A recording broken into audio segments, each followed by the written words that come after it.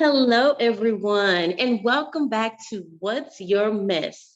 Mental, emotional, and social status of life. And we have another amazing guest with us today. We have Miss Deaunna Smith. Go ahead and introduce yourself, Miss Deaunna. Good morning, everyone. As Ms. Tracy said, my name is Deaunna Smith. I am an author, an herbalist, and a mother looking to change the world. Oh, wow, that's awesome. Yes, an author, a mother, and you're looking to change the world. Now, I know that you haven't always been an author, and I know that you haven't always had that mindset of wanting to change the world. Okay, right? So Mhm. tell everyone a little bit about your mess and something that you've gone through and had to overcome. One of the biggest that I didn't realize was a big deal until I was in a relationship with someone, and it was my parents' divorce. It Hmm. was my parents' divorce. I blamed myself for my parents getting divorced. And that did a lot when it came to my life Okay, how did your parents' divorce affect you mentally? because I blamed myself. But why? I was a kid. I thought I did something wrong. I thought I come between my parents. I thought I messed it up. I broke them. And mentally for me it was, you really shouldn't get close to people because you break things. Oh, wow. You're responsible for your parents, so you're not a good person. You you shouldn't even really have a relationship with your brother because you're the reason why our parents are not even together anyway. You're the reason why they argue. So if you're the reason why they argue, then you're a tainted person. You're not as nice. You're not as sweet. You're not a good person. And it messed me up. It really did. It messed me up. For years. I was an adult when I actually was like, okay, let me chill out here. Okay. Well, thank you for sharing that. I want to go back. And if you don't mind answering, No, go what ahead. happened? So, like, how old were you? And like you said, there was some arguing and things like that. What was happening that caused you to feel like it was you? That's what I really want to Kids are unintentionally put in the middle of things. know. And I saw the fights. I saw, like, there was two instances. They tie into one, but there were two separate instances. I remember my mom bringing me a key and saying, "Hey, I need you to hide this. And if your dad asks for it, don't give it to him." I'm a kid. I'm like, that's weird, but okay, mommy asked me to do it. And then I remember one night, waking up to like this loud banging. And I walked downstairs and I walked to the kitchen. My dad was banging on the door. And my mom was just sitting at the kitchen table. And she was like, "Don't you go get the key. Don't you touch the door." And stuff like that. It triggers things. But the memories that I have the most of my parents are during the holidays, watching them dance under the mistletoe at Christmas at my granny's house, and us going for road trips and things like that. So to go from those memories to having the memories of me and my dad and my brother always being with each other, because my dad worked weird shifts. My mom worked for the hospital, so there are times where it was just me and my brother and my dad, but then there are times where it was just me and my brother and my mom. And we had good times. We had everything we need and everything we wanted. And so if my parents broke up, like I remember the day my mom told me, "I'm leaving your dad." I remember going and sitting in my grandmother's house while my dad's, excuse me, hold up. That was unexpected. Excuse me. and my dad telling me what happened. And I'm sitting there like, well, Dad, I'll always love you, you know, and seeing my mom hurt. And so I'm thinking, I was like, okay, what did I do? Because anytime there was an argument, I was there, even though they tried to, you know, not do it in front of us. I was just there, and I remember both. And so I'm like, well, we always had all these good times. So I had to have done something wrong. Maybe I wasn't the best kid. You know, I know I was lying in school. I probably shouldn't have lied about the, you know, the C that I got. I probably shouldn't have lied about getting in trouble in class for talking too much. You know, maybe if I did this or maybe if I did that, they would not have divorced. So for me, it was I just went through I overthunk it. This is the beginning of the overthinking phase of Deaunna Marie. Okay.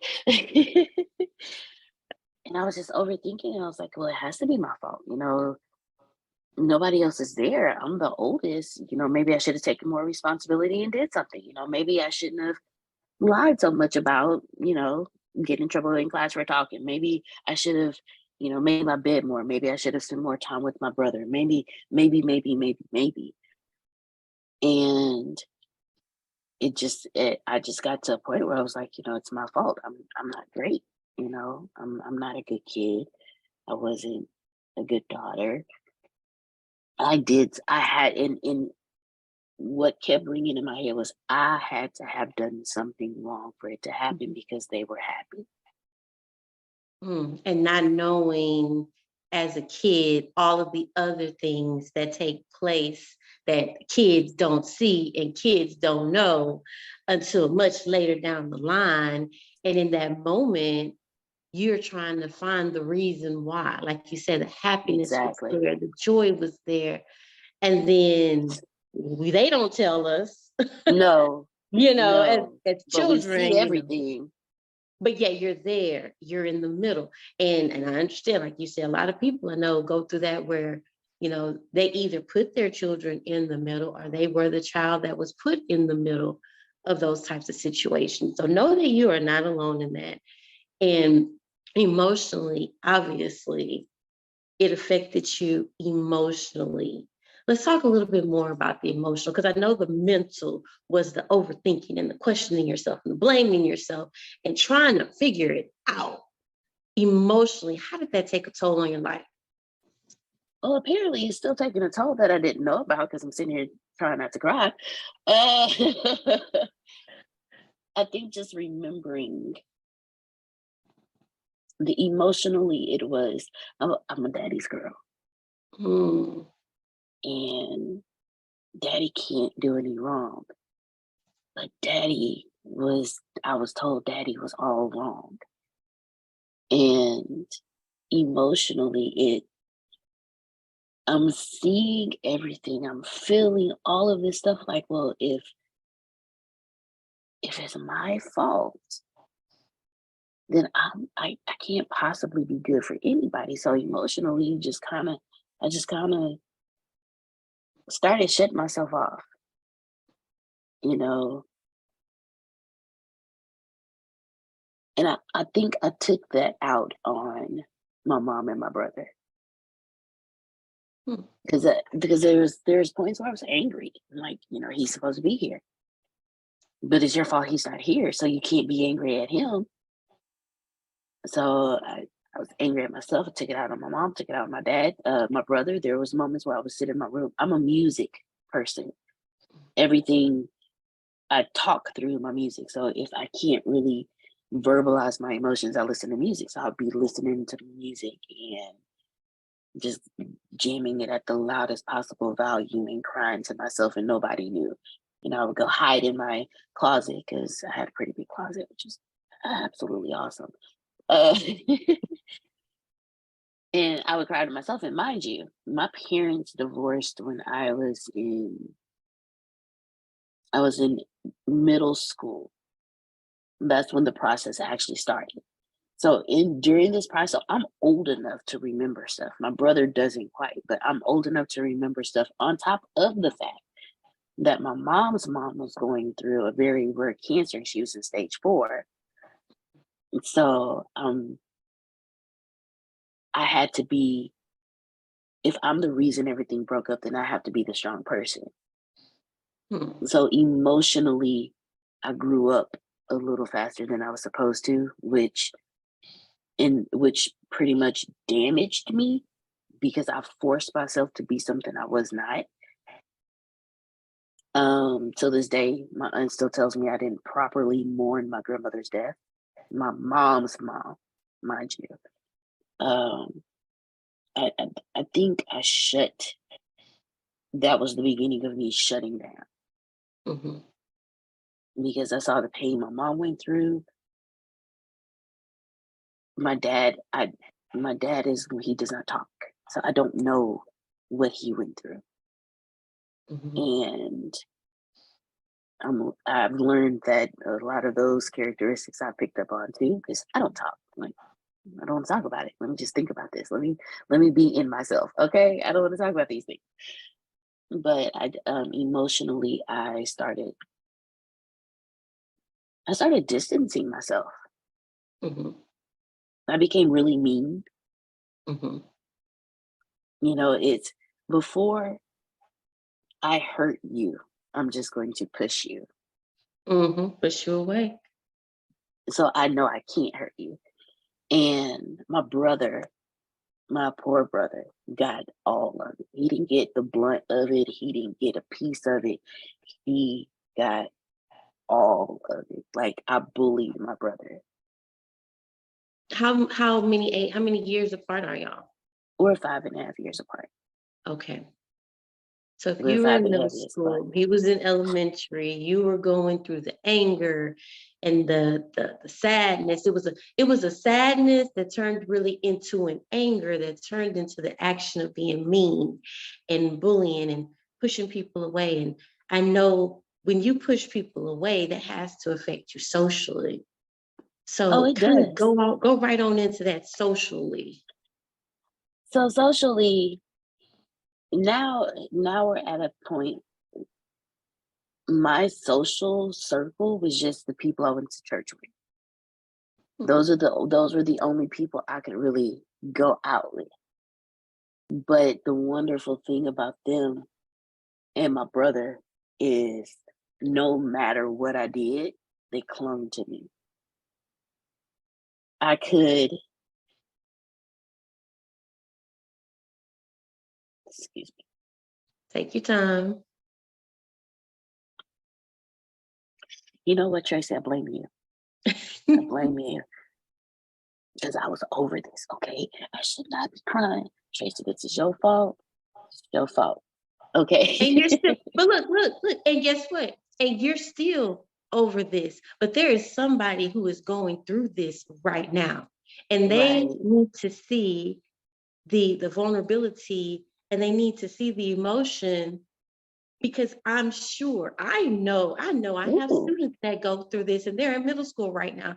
Some may be going through this exact same situation. So just Ooh. Hug because those you babies, remember, please. so your story and your mess is going to help someone else get through their mess. So just because there's emotion still attached to it doesn't mean that you're not over it. You are. Yeah. You've gone through it. You've come out of it. And remembering, a lot of times when we remember the past, it does bring about some emotions. But we have learned how to deal with those emotions, handle those emotions, and keep on moving into the future that we already know you're at, that we're going to talk about in a little bit. But go ahead, socially. So socially, as far as my friends went, I had a handful. Again, all church, all church. It was Andrea Hill, Crystal. It was Crystal Grice, Regina Grice, and Crystal. She's Shepherd now. Spiller, Krista Spiller, and we were all like this. I mean, I literally grew up with them. Like by the time I left that church, I was 14, but I'd been at that church forever. So socially, they kept me a kid. They they were the ones that I could be myself around. I could be the goofiest person. The church that we went to was across from the railroad track. I got my nickname Big Country from one of my friends because after church I would be the one without socks and without shoes playing on the railroad track. Yeah, that was me. So socially, it actually socially was where I was. It's weird. It's the complete opposite. I was safe. They became my safe place. I didn't think, I didn't worry, I didn't have responsibility. Um, they were my place to vent because like during this time I'm growing into a teenager and me and my mom are clashing all the time because she's now a single mom. I'm a teenager. I got all these emotions. I'm frustrated. I'm angry. Me and her going at it. I can't do nothing right at home. I can't do nothing right nowhere else. But with my friends, they weren't expecting anything. We were just there. You know, they were the ones she let me go to the movies with. You know how your mama say, no, I don't know they people. You can't go with them. Mhm. No, no, no. She knew they people, so Right. it was okay. It was safe. Um, but socially, I shied away a lot. If I didn't know you, I didn't talk to you. Mhm. I kind of kept to myself until I got to know you. A part of me realized that I didn't. Now I realize I didn't know my parents, and the fear of the unknowing kept me from reaching out to people or connecting with people. It and so that's what I did. Like socially, if I didn't know you, I was out. You would think I was the shyest person in the room, and I'm the biggest extrovert ever. Hmm. I'm just now coming out of that. So Like how did those friends, were those friends already there as you were going through the situation? Okay, I was gonna yeah, say, but you didn't really allow other people in. It was no, just those that already kind of knew. yeah. Okay. And If you so would knew, we did the no new friends. That was our theme before Drake. No new friends. so how did that affect your status of life? Because you're growing through this middle school, now high school, you got this one circle, and your mom is, you just say your mom is now a single mom and she's raising you and your brother. Mhm. Okay, so how did the divorce affect your life and your status of living? My mom was one to always make sure we had everything we needed. Mhm. So we didn't go it out. There were times I remember one time the air conditioner broke. And again, this is where the mental and the emotional clashed with the outer life. The air conditioner broke. Both myself and my brother have asthma. It was during the summer. My mom sent my brother to go stay with my grandmother because his asthma was worse than mine. And I snapped on my mom. I was like, yo, I got asthma too. Why I gotta stay in this hot house? You care more about him than you care about like that. It was things like that. So as far as the status of my life, I was in high school. I really I didn't go out a lot, again, no new friends. And then if I did just so happen to get invited somewhere, I didn't go. My mom was she wasn't strict, but if she didn't know you, I couldn't be there. Um, I went to school in my freshman year in high school. I went to school in Lamar. My mom worked in Galveston, so there were a lot of times where I was home by myself. I literally, socially, I became a little adult because I was helping my mom. I had to grow up quickly. So as far as social goes, kids my age, yeah, I could hang out with them. I could be cool with them or whatever. But to actually go out, to actually walk to school like a kid does, my social life was at school. I had no social life outside of school, except for when I went to church.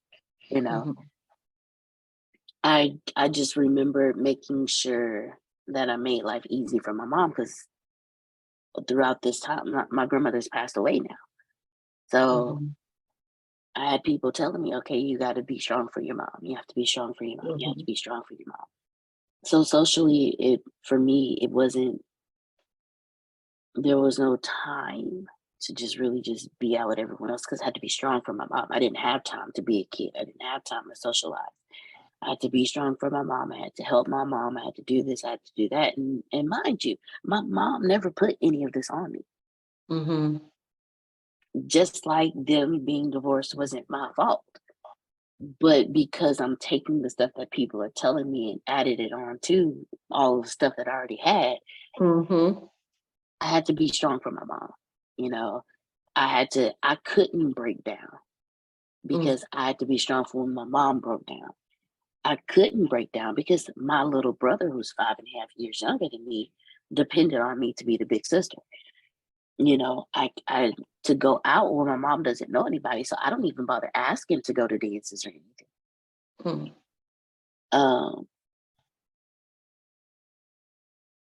and then just when I'm sitting here and thinking about it, it all happened so fast. It was parents not getting along, parents get divorced, parents separated, grandmother dies, and here we are. Mm. And Like all of that it was while all you were still in school, right? I was Be- in junior high school going to Stephen F. Austin Middle School And in then Galveston, when Texas. and then were you in high school when your grandmother passed? Oh Or were no, you still ma'am. in middle school? I was still in You were middle school. so all of this was happening in middle school. See, At I'm this, over here yeah. thinking, I'm thinking, okay, the divorce was in middle school, moved out, and I'm looking through the timeline high school. So you're growing up, but you were still in middle school, and all of that happened at the same time. And I'm sure, like you say, you were trying to help your mom out, you're trying to make sure your brother is good. And your status of life was, like you said, having to be more of an adult while you were still a child. Now, how did you come out of that? Because I know at the beginning you said that you really have just started to get over this. And I know I'm not putting your age out there, but I know in next week you're gonna be in a whole nother age bracket. I'll be 40. I will be 40. The big 4-0-4-0 club is coming. I'm right around the corner. I'm right around the corner. So at least 20 plus years ago, Hmm. this happened. Hmm. And it's taken about that long, or how long has it taken? And just tell us, how did you come through it? How did you clean it up? Okay, so it started.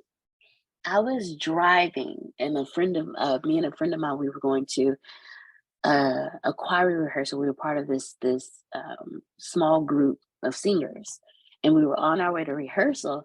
And I don't know what I said, but it triggered her, and she told me, she said, "You're not responsible for your parents' divorce." She said that had absolutely nothing to do with you. And that's the first time anybody has ever said anything to me. But I guess in the conversation that she and I was having, she picked up on that. And she said, "No, I need you to let that sit. Let that sit for a second. Like you have nothing to, that was them. That was their problem. That had nothing to do with you." And it took a while to marinate. Like it really did. It took a while to marinate because and mind you, I'm like at least about 24, 25. Wow. And so for all these years, for at least about a good decade Mm-hmm. or more, I've been carrying this with me. And when she said that to me, something just kind of wavered in the wall I had. It was like, wait a minute. She said they are grown people. They had their own problems, and it had absolutely nothing to do with you. She says you need to let that go. Facts. And Tracy, it took me it took me a few years to let that aspect go. Mm. But then I'd already built a life around it being my fault. There had already been situations that have taken place and that have happened because of my perspective of things. There was still the anger at my mom. There was still, and mind you, this whole time, that was the other thing. The relationship between me and my mom faltered because of how I felt about her, because it was her fault. My anger was directed at her because she was there. Like, don't get it. My dad was very active in our lives, but my mom had custody. Mm-hmm. So she was the one that was there. Her and my brother, they were the ones there. So they got it all. Right. And trust me, I have my mother's tongue. The nice nasty come off real nice when it's real nasty. Let me tell you something. So once she said that to me, she planted a seed that just began to just kind of grow. It took a while. It was like a bamboo tree. You know, they start off in ground, they in ground forever, and then like 3 years later, all of a sudden they just sprout up out of nowhere. One of those situations. And I just remember that weight being lifted. Mm-hmm. But now it was after that, it was dealing with the stuff that took place in that decade before I was told it wasn't my fault. Like the stories I've heard about things and my perception of them, and then my perception of my parents, you know, and just hearing the stories, and then just over the years, and then coming across Antonio, the thing that he says the most is everyone does the best they can with what they had. It took me, he told me that for the first time 7.5 years ago. It took me, I'm not gonna lie, it took me a good 5 years for that to really settle in. And once and having your own kid really puts some stuff in perspective. And the more he just kept drilling in me, they did the best they could with what they had. The more I realize I'm doing the best I can with what I have in raising my kid. Me and his dad aren't together anymore. Oh, that's another thing that it did to me mentally, because I recognize that on my dad's side, my grandmother and my grandfather never slept in the same room. On my mom's side, my grandmother was on her second marriage. My mom and dad were divorced. And in my head, I'm like, I'm not gonna be like that. Mm-hmm. If I'm marrying for permanent. But I never let my guard down enough to do that. Mm. Mentally, it also did something in me that having to be strong for my mom meant I viewed my mom differently. My mom didn't lead me. I had to lead myself because I had to lead my mom through her pain. Mm. So when it came to marriage, my husband didn't lead me. I led him. You're not gonna tell me what to do for the past decade or so. I've been doing this stuff on my own. You can't tell me nothing. I got a job. I got a car. I got a place. Sir, you can come stay with me. Like, I got this. That's when my control kicked in. Mm-hmm. Because I had to control the situations. I had to make sure everything was okay. You know, it was just, and then it was weird because it became this thing of me and my brother, it was just us. So that was a mentality state that we had to deal with, which I didn't know how big of a deal that was for my brother until I was 18. Because again, me and my mom were always clashing. My mom put me out. Mm. And me and my brother cried together. She's like, who am I gonna talk to now? Who am I gonna play with now? And I'm sitting here and I'm like, dude, we ain't never just really talked or played. So I don't know where this is coming from. Like, I was trash to you. Like, I'm confused. And it just, I got out of that because I started realizing they did the best they could with what they had. My mom had a kid. This was new to her. My dad had a kid. This was new to them. They got married. My mom was 20. My dad was 22. They had me 2 years later. They were still kids themselves. They didn't know nothing. Mhm. I don't know why they got married. I don't know, and from what I hear, they were so madly in love with each other. Mhm. And mind you, again, overthinking. I'm hearing how they were before me. Mhm. Now that I'm here, things are different. So So it had obviously, to be me. it It had had to to be be me. me. It Everything had was to be all me. good until I came. Mhm. Exactly. Like they was copacetic. They was good, you know? And the more I learned that, and the more what the other thing that helped me was I had to realize my parents were growing up too Yep. at the same time, and you don't know it until you go through it. I had to go through it to understand, dang, this is what my parents was going through while they had me. I'm surprised they made it as long as they did. They were together 14 years, Oh, that's good. These days, that's really good. And right? the thing is, people, and as they 14 years of change and evolving, that causes friction sometimes because you're not the same. They wasn't the same person. Your mama wasn't the same person at 20 as she was at 30. You Right, know, the child exactly. is there, but like you're saying, you had to realize it wasn't you. I think that it was that evolution of both of their lives. You know what I'm saying? Because that's what happens. Exactly. And how I've gotten to a point where I've actually, and I can actually say I let it go. I'm getting emotional because I'm remembering what it would, but I'm actually okay now. And what gets me there is understanding I had to change my mindset. I really did. And Tracy, that was not easy. I had to change my mindset and I had to understand that as I learned myself, I learned my parents. Mm, As I learned my brokenness, I learned my parents' brokenness. When I took me out of it and I recognized the things that were going on in me, I started paying more attention to the stories my parents told me about their childhood and their history and their past. And I realized that no, I didn't have anything to do with that divorce.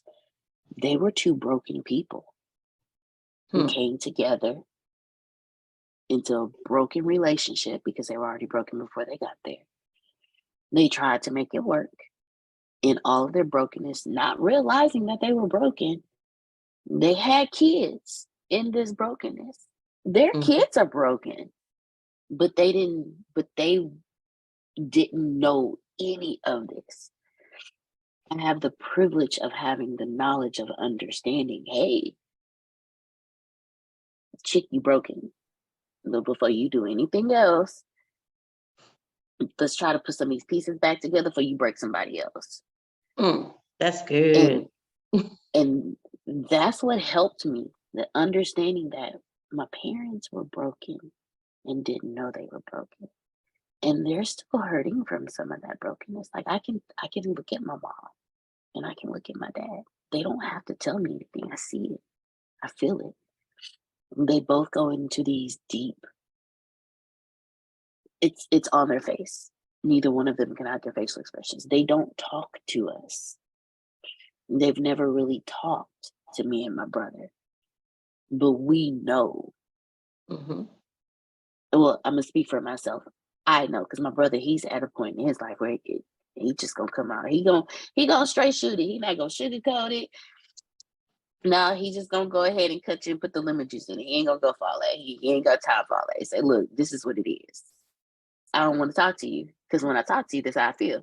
And I'm like, okay, yeah. So I've also recognized my brother's brokenness in the process too. And he and I, we talk quite often, and we shed some light on each other, and he's getting through whatever it is he experienced. But for Mm-hmm. me, it was just understanding that we all have a human path. And on that path, that brokenness happens. And just because I recognize it don't in myself doesn't mean that they recognize it. So the best thing I can do is understand that they did the best they could Mm-hmm. with what they had. Forgive them for doing stuff that they didn't even know they were doing. Mm-hmm. And then forgive myself for dwelling in it. Mm-hmm. And once I started that process, I actually have a better relationship with my mom now than I've ever had. Mm. I have a better relationship with my dad, you know, and I've learned more about my parents because I stepped out of the rage and the anger and the hurt and in the pain, and I just pay attention to them, and I've recognized that my dad is an empath. He don't say nothing. He won't say nothing to you. He keep it, and it makes me understand him more now. He keeps it to himself, which makes me wonder how was that when he was married. And then Mm. my mom is she has the spirit of discernment. So if you have the spirit of discernment and you're an empath, how the hell did y'all get through this broken? Because being a broken empath is the worst thing in the world because we take on all emotions as our own at that point And hold it in. and hold it in and Mm-hmm. build on top of it. We don't Yep. just hold it in, we build on top of that. Like we start building cities. Mm-hmm. And it just, and I was sitting here and I'm like, oh my God, like this is what I grew up in. And they didn't know. They did the best they could. And they did a damn good job. Like here recently, I've actually told both of my parents, so my mom, I say, Mom, you know you did a good job, right? And she looked at me, she smiled, she said, Yeah, I know I did. And we laugh about it. And then I looked at my dad one day, and my mom said, she said, No, I did the best I could. And that's not the first time she said that, but that's the first time I heard her. Ooh, that's it. That's it. And I even told my dad, I said, Dad, I said, We okay? I said, You and Mom did a damn good job. And he said, Yeah, but I still worry about y'all sometimes. Mm-hmm. I say, I know. And having a kid of my own, I get it. Tracey, they always say, have one of your own, and you understand. I understand now. I understand because that little boy, whew, he be having me just erasing, but at the same time, he gives me these moments of knowing that he's okay. And then I realize, Deaunna, you doing the best you can with what you have Which, today.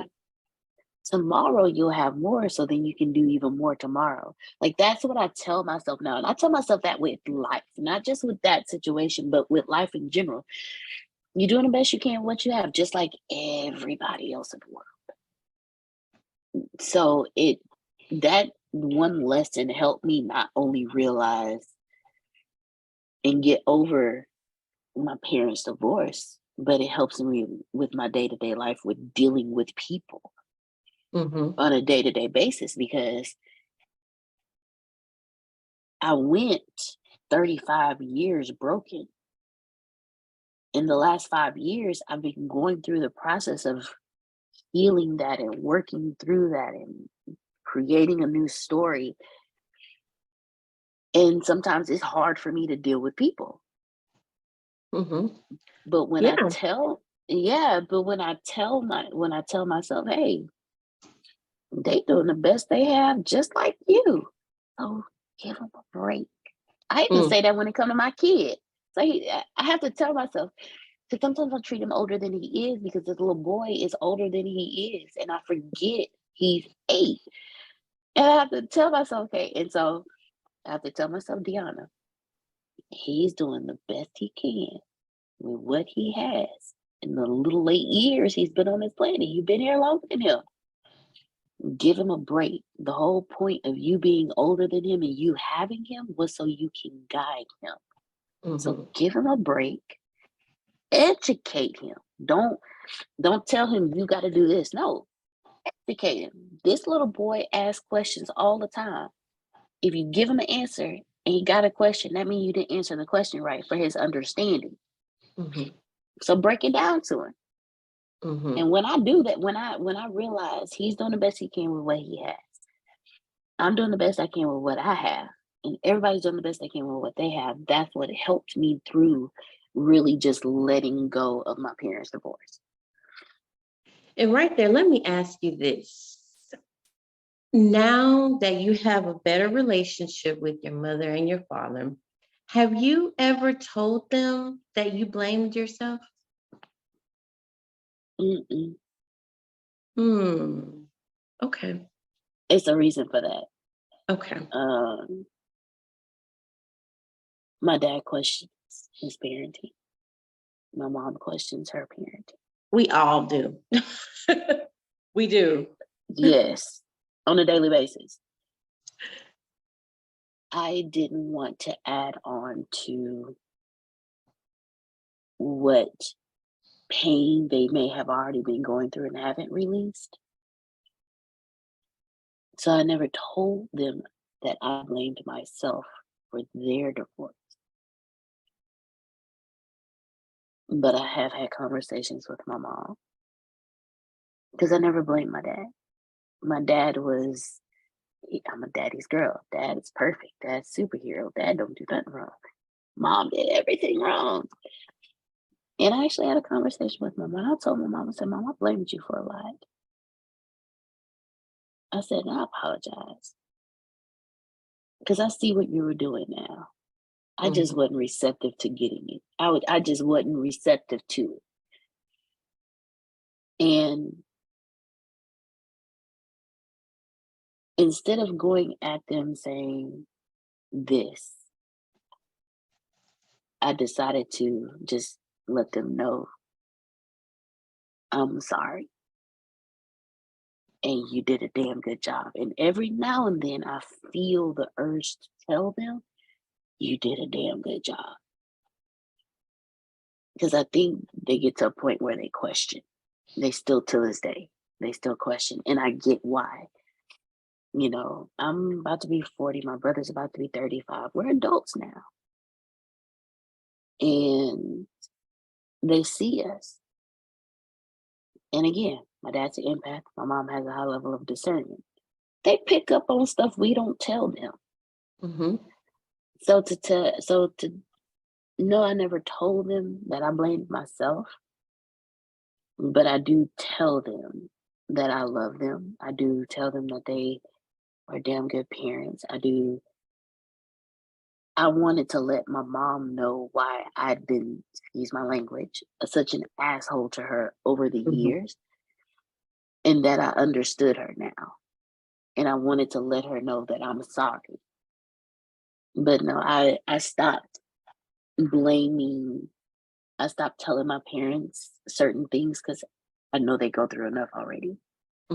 They blame themselves for enough things. So to add on to them, oh my God, my daughter thought that she was the reason all this time, when I thought that I made sure that we kept the kids out of it, only to realize that she was pulled in deeper than we ever thought. I didn't want to lay that extra burden on them like that. Okay.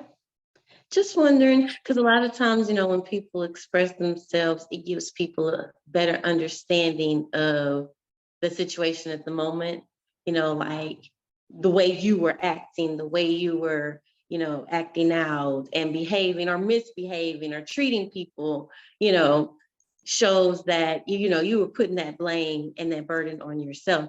And for anyone that's out there that's listening, as I'm listening to you speak, I can just see this is an awesome message for different audiences, not just for kids or students that may have parents going through a divorce, but my parents out there, like the parents that are listening, like listen to what she's saying. You're doing the best that you can with what you have. And then adults that's out there, and you still having issues with maybe your parents, or you still haven't gotten over what your parents did to you or how you were treated. Listen, I mean, this message is they did, because let me say it like this, because as you're talking, like literally, I just called my mom yesterday and I had the same conversation with her. And I was telling her that I was appreciative of the things that she did for me and my brother. Although it didn't come in the way that I expected it to come, she was given to me the way that she got it. So she gave me what she thought was supposed to be the way it was given. And that's what they do. That's what we do as a parent. We give the way we think that it's supposed to be, and then sometimes it's not received the way that we expected it to be. So Right. parents, for my adult children, for my children, don't blame yourself, okay? And remember, your parents are doing the best that they can. And remember that people change and you can't control what other people do. So don't blame yourself for other people's actions. Go ahead. I just want to say this to your audience because of that thought process that I had, and because I never talked about it with anyone, I just let it pack over and over and over and over, and I started building this dislike towards my mom, and everything my mom did was wrong. And my brother was the golden child, and this and this and that. He did no wrong. Da. I missed out on a full scholarship, a full 4-year scholarship to the college of my choice. I just had to major in music. That was the first one. The second one, I missed out on the opportunity of going to Tuskegee University to get my veterinarian degree. It's the second one. All because it came through my mom. Wow. And you didn't want, I wasn't on a good page. So you missed out on your opportunities because of your all feelings that. for. So I want to let everyone know, let it go. Whatever you're holding on to, they did the best they could with what they had. That's all they knew. Mm-hmm. And their intentions were not to hurt you. Their intentions were, they probably don't even know they did it because you never said anything. Mm-hmm. But don't miss out on the greatest opportunities because of how it's delivered to you. That's good. It may not come through the person you're expecting it to come through. It may not even come through the person that you like. It might come through somebody that's your enemy that you don't even think that they're going to be out for your best interest, but it might come through them, and you have to be open to receiving those opportunities. Great point. Great point. So let me ask this last thing. If someone wanted to reach out to you later or stay connected with you, someone may have the same story and they want to thank you or appreciate you for sharing your story. How can people reach out to you? You can text me at 409-795-1834, or I can be found on all social medias at Deaunna Marie. And that's DeAuNna Marie. My mom was very creative. Or you can email me at Deaunna@DeaunnaMarie.com. DeaunnaMarie.com. You got your own .com? Okay, Yes, look at you. ma'am. So wait a minute. So you know what? Let me go back. Let's talk about that. I cannot leave this interview without talking about all the things that you have going on in your life, because that was your past. This is your now, and you have a future. So what's going on with you now and coming up in the future? Okay, so there's quite a few things, and I'm loving it. I'm so excited, so happy. I'm working on two major nonprofit projects. One is for homeless children, ages 13 to 18. The other one is for veterans transitioning from active military duty back to becoming a civilian, and then also helping get homeless veterans into homes. That's two. I have 2 books out. Well, one is a journal, one is a book. I have another one coming out, and then I'm working on another one. So I have a total of about 23 books coming out this year. No, 23? 12. There's 12 coming out this year, but then there's like 12 coming out next year, something like that. I think so. I think, if I remember correctly. Wow. OMG. And I'm headed by my Um, one. no, look, Tracey, let me tell you something. I was that dreamer as a kid. Like I've wanted to be a foster mother since I was like 20 years old. Don't ask me why. I've always wanted teenagers. I never wanted the babies. Everybody wants the babies. Give me the ones the people don't want, because they need to feel love too. And I think that stems, while I've never been homeless, I've never been in the CPS system. Just something about the fact that we are so discriminatory when it comes to kids who need help bothers me. You want the babies, but what about these kids that already got personalities that you've already taught because I'm a certain age, I'm not wanted? Mm, mm, mm. What about these kids who have been raped and abused because they're homeless, because you didn't want them, because they came out to you as gay or lesbian?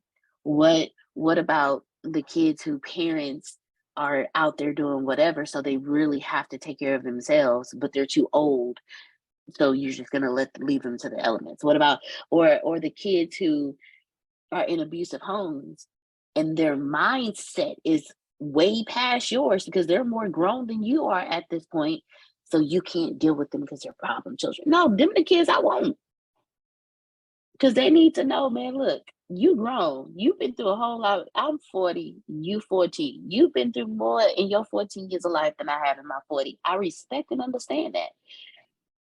With that being said, here go your room. Do what you do. When you ready, I'm here. But until then, here's your safe place. Mm-hmm. And Here's people the need place. that. Exactly. Mm-hmm. Especially kids, because as they grow up, they gonna run it. They're gonna be responsible for the mistakes that we made, and then they're going to make decisions based on those. So if they're broken, we're leaving a broken generation to make decisions for the next generation. That's right.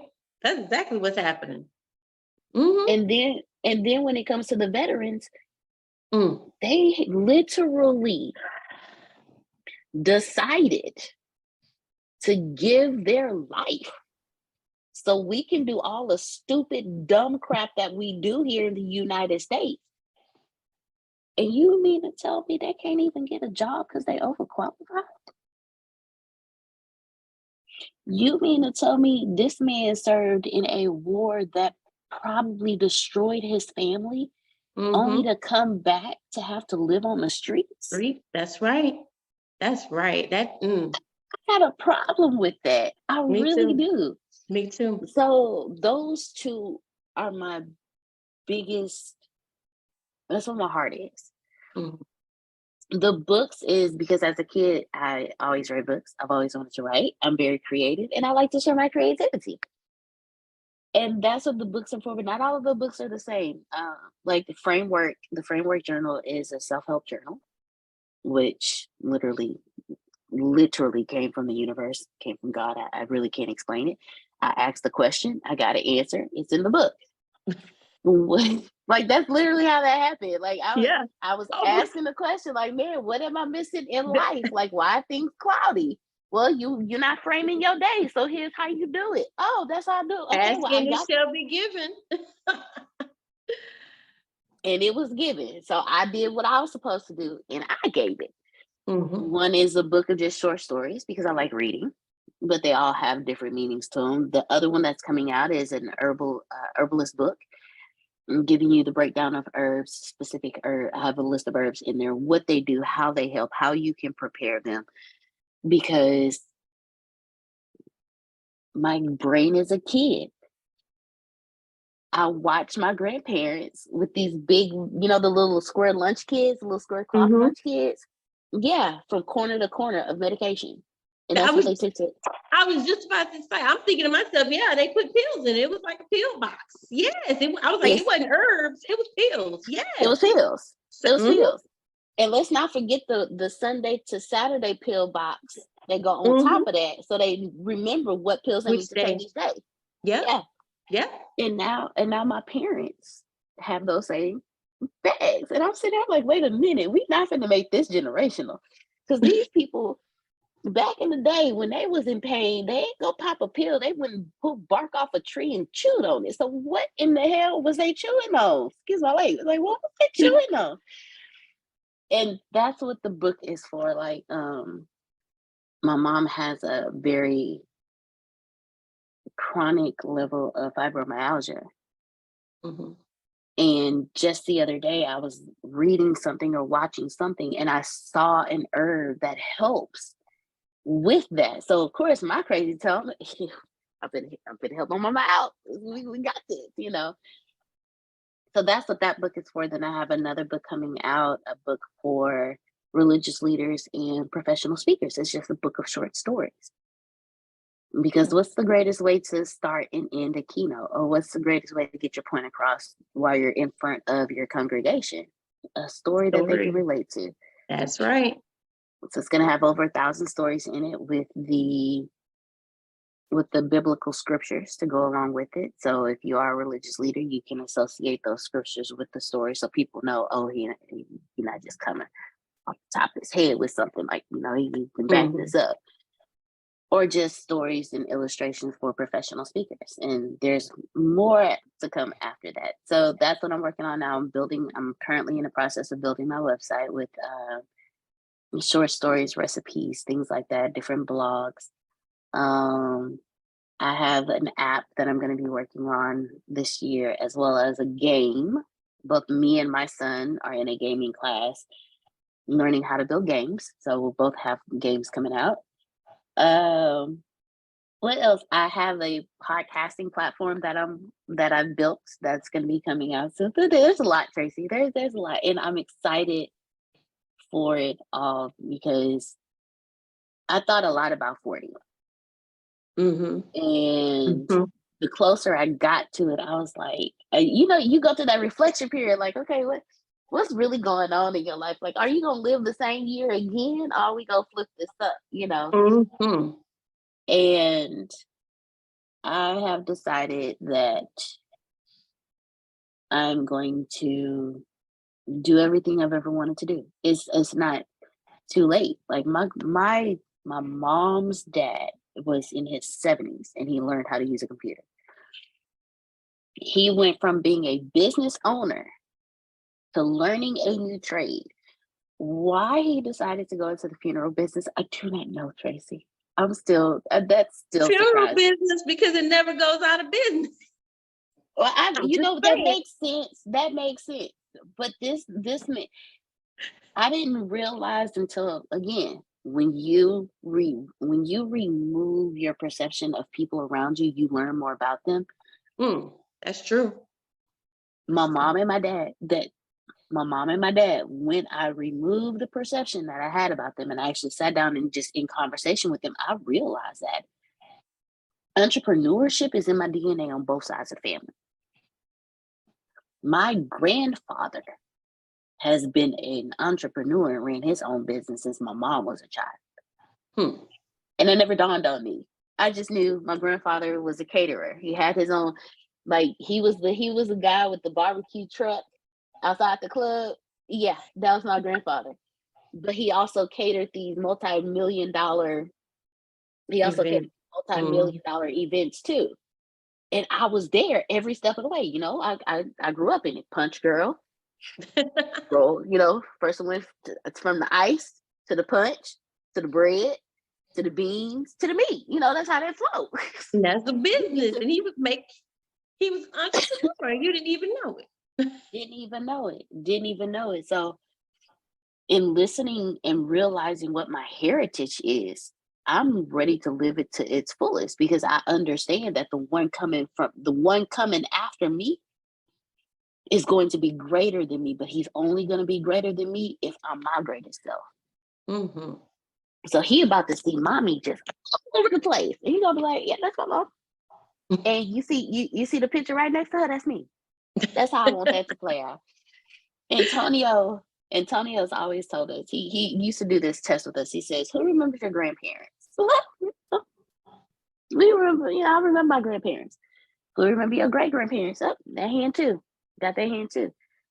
Who remember your great grandparents? Up, got that hand too. Because I was one of the people.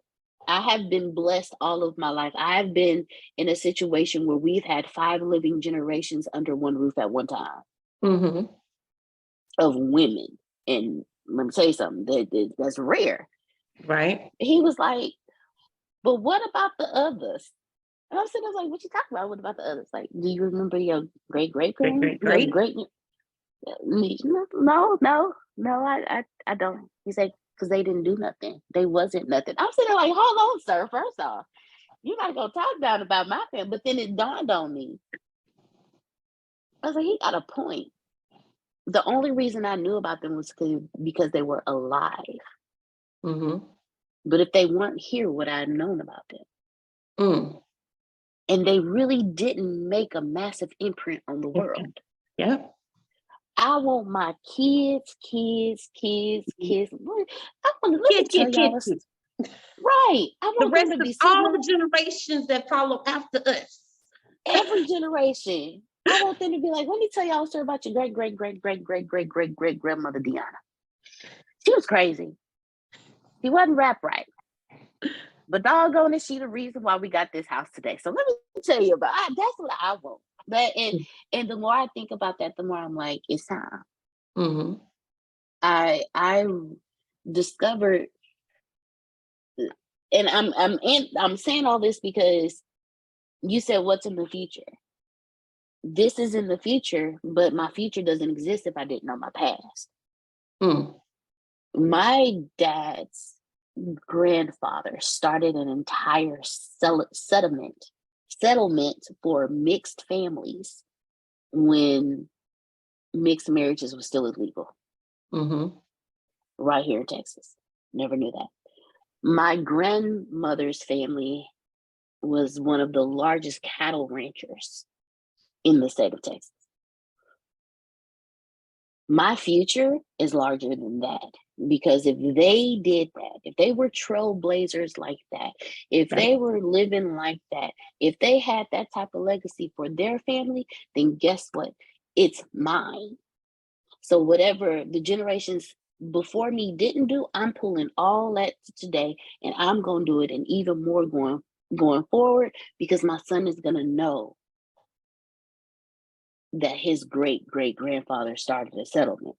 My son is going to know that his great grandfather was one of the largest cattle ranchers in the state of Texas, that we owned cities, not just land. But there's whole sections of cities that are called our last name, that we have our own cemeteries. One is in Texarkana, we have 2 in Anahuac. This is our culture. And we have one in Louisiana that I haven't been to yet. That's what my future is going to be. So everything that I have coming out it's not only just to save people, but to leave a legacy of saving people. Mm-hmm. Because I want my son to understand it's not just about you. You are here for a reason. Mm-hmm. Whether you live in it or not, I can't do that for you. You have to decide that.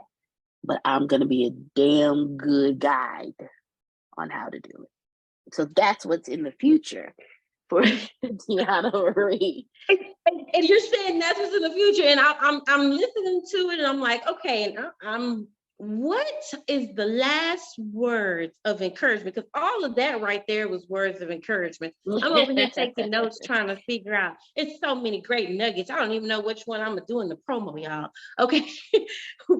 What? Like, seriously, like when you said when you change your perspective of someone, you actually get to know them. Because this is what I was thinking.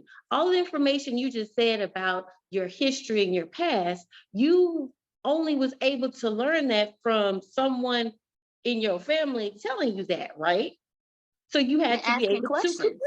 communicate with them, ask questions. But if you have a perspective of them to where you think a certain way, you're not going to go and ask questions of them. You're not going to get that information. And that's how a lot of generations end up falling because of the perspective that they have of their family, their mothers, their grandmothers, and they never get the information so it can be passed down.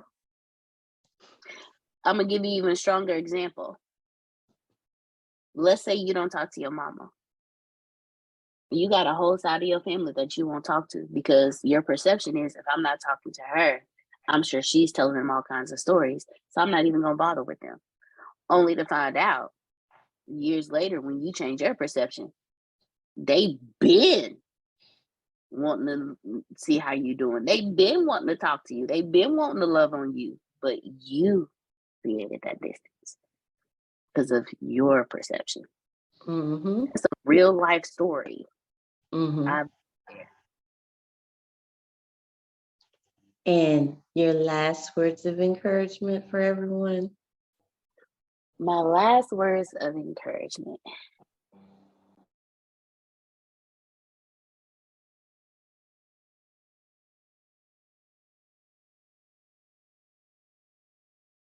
You can only connect the dots going backwards.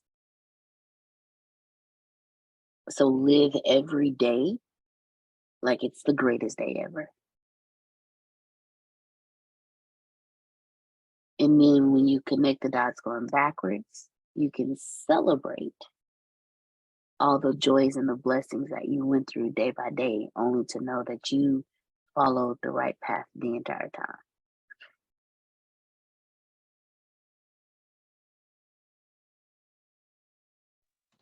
And I was just going to let that settle right there. I was like, we're going to pause and know that you have gone on the right path all along. And some of us feel like you're on the wrong path. So for anyone that's out there, as we wrap up, first I want to thank you, Miss Deaunna Marie. Thank you for sharing your story, because I know, truly know, that this is going to help people that you have no idea how many people your story is going to touch. And I thank you for sharing your mess and turning your mess into a message. And for those that are out there that may be experiencing the same type of situation, know that, hey, you are not in this alone. Other people go through the same type of situation. But don't blame yourself for situations. Change the way you look at people, your perspective on people. Remember that your parents did the best that they had with best that they could with what they had, and just all of those great gems that she just spoke to you all today. Remember those, take them with you, store those in your heart. And whatever your story is and what you're going through now, let that be a message for others in your future. When you come through, when you overcome, when you come out of your mess. So, this is Tracey D. Armstrong, and I want to leave you with a quote that I always like to end with. If you want to stay sad, live in the past. If you want to be anxious and worried, keep thinking about the future. But if you want to be happy, focus on the present and be grateful for the things that you have today. Thank you for watching What's Your Mess? Don't forget to like, share, and subscribe. Thank you for watching What's Your Mess? Mental, Emotional, Social Status of Life with guest Deaunna Marie, author of Framework Journal, available online. Don't forget to comment, like, and share.